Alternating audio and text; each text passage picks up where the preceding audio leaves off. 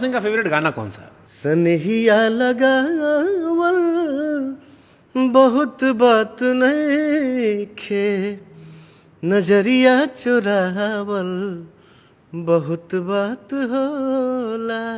अभी स्त्री 2 आई थी, हाँ, लॉलीपॉप 2 नहीं आ सकता?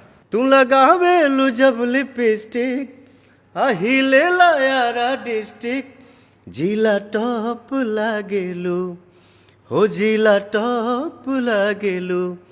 कमरिया कमरिया कमरिया करेला पालप, लॉलीपॉप लागेलू। लगे आपका फेवरेट गाना हमारा वो है राजा जी के दिलवा। वो मेरा भी फेवरेट गाना है सर। अरे फेंक दो ना लोढ़ा, गुस्सा कम करो थोड़ा, चूड़ी टूट जाई। फेंक दो ना लोढ़ा, गुस्सा कम करो थोड़ा, चूड़ी फूट जाई। तोहरा राजा जी के दिलवा टूट जाई, तोहरा राजा जी के दिलवा टूट जाई।